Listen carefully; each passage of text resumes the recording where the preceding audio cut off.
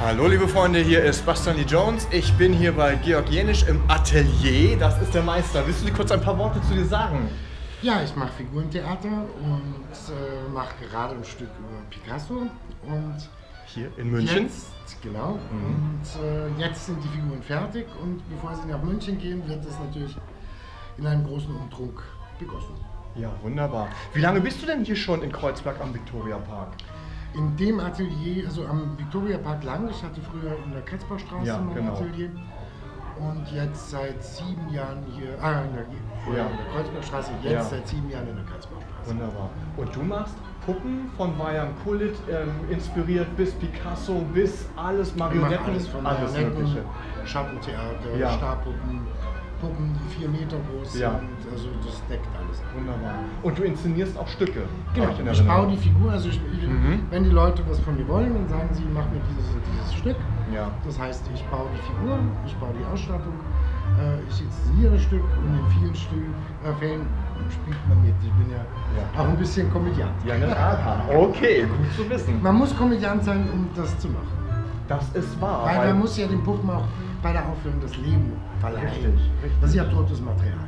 Wir müssen totes Material, also Papier, Leber, Schaumstoff, lebendig machen. Und dafür musst du Komödiant sein, das musst du spüren. Ja.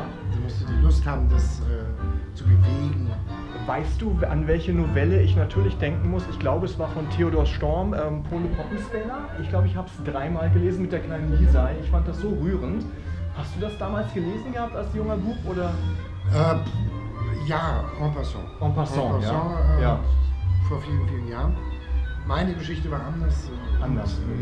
Fast verführerisch. Ui. Ich bin in einem Puppentheater groß geworden. Na, da haben wir es doch. In einem Puppentheater im Prinzip auch, da merke ich ja auch ganz, woher viel kommt. In einem Puppentheater, was auch für Erwachsene machte, Stücke. Und was auch mit klassischer Musik gemeinsam machte. Und das ist die Tradition, wo ich aufgewachsen bin. Das war in Salzburg. Und das war. Und von daher ist es, merke ich auch immer so ein Problem. Ich kann nie sagen, ich habe das gelernt. Ja. Weil ich habe es erfahren. Erfahren, ne? Wenn du was erfahrst, nimmst du es anders wahr. Das stimmt. Und ich brauchte ganz lang, weil ich habe ja mittlerweile auch viele Schüler oder viele Leute, die zu mir kommen und was lernen wollen. Verstehe. Oder meine Mitspieler, wenn ich inszeniere. Sachen, die für mich ganz selbstverständlich im Gefühl in den Händen sind, muss ich erst wieder ins Wort finden, um denen das beizubringen. Das ist ein großer Unterschied. Und wie kommst du an die Leute ran? Ich denke mal, du hast ein ziemliches Faible für Musik. Ich habe letztens, als ich da war, klassische Musik gehört, jetzt Tango. Musik für mich gehört zum Puppentheater dazu. Das ist für mich eine Einheit. Kommt natürlich eben aus diesem einen Theater, dem Salzburger Marionettentheater. Wurde dann extrem weitergeführt, weil ich in Salzburg auch Musik studiert habe. Ach nein, welches Instrument ist es? Gesang oder? Nein, ich habe Komposition, Dirigat, Klavier, das ist also auch ein Teil meines Berufs. Die frühe Kindheit hat mich dann mit dem Puppentheater wieder eingeholt. Wahnsinn. Also das Puppentheater ist eine Sucht, möchte ich mal so sagen. Ja, glaube ich. Aber die Symbiose Puppen mit Musik ist toll. Eine Puppe an sich hat ja was Abstraktes wie eine Tänzer. Genau. Oder wie ein Tänzer.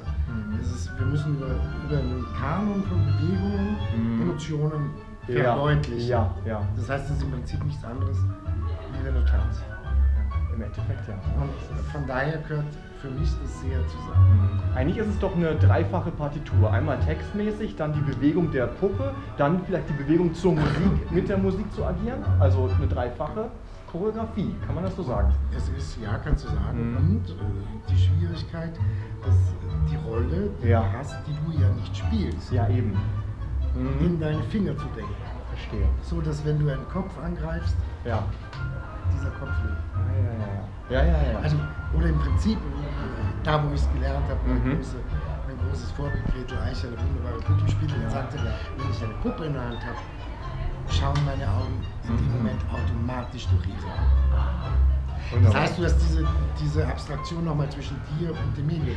Im Prinzip auch sehr gut verständlich, wenn du Klavier spielst. Ja, genau. Du musst das Haben bündeln in die Finger und Richtig. Aber trotzdem bleibst du das Instrument, obwohl du die Puppe hast, ne? Oder? Nein, ich bin der Manipulator. Der Manipulator. Das Instrument ist die Puppe. Ah, so wird das gesehen. Die Puppe, Wunderbar. also wenn du jetzt sagst zum Beispiel eine Geige, eine Geige singt, du manipulierst die Geige, dass sie schwingen kann. Ja. Und die Puppe singt ja auch das, was du ausdrücken willst. Und du bist der sie in die Schwingung versetzt. Wunderbar, weil ich habe bei meiner Professorin damals gesagt, nein, Bastian, du bist das Instrument, das ist ein toter Kasten. Und ich dachte, das wäre vielleicht analog, gar nicht. Ne? Wenn es ein toter Kasten wäre, wäre es wohl, ja, was du für eine Geige hast. Eben, klar. Ich meine, spielen ist Stradivari und der tote Kasten lebt. Lebt, natürlich. Genau. Natürlich musst du den Impuls geben, aber das mache ich der Puppe ja auch. Aber Leben macht dann schon die Puppe. Wunderbar. Und das ist ja das Schöne, das ist totes, belebtes Bildwerk. Und der Zuschauer fällt rein.